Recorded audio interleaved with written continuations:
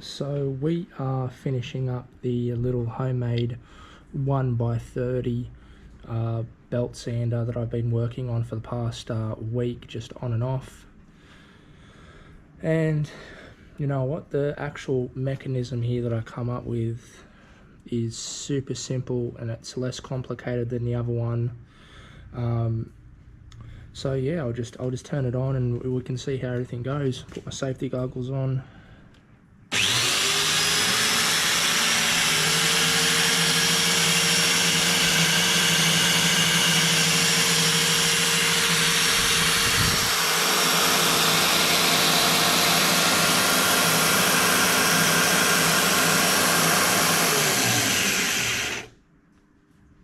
So yeah, that's the little 1x30 grinder, completely homemade, home built.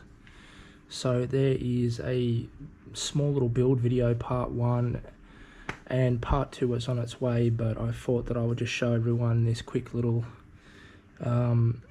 setup. So yeah, don't forget to like, comment and subscribe. This whole thing here needs a paint and a sand. So yeah, that's it. Hope everyone liked it. Homemade.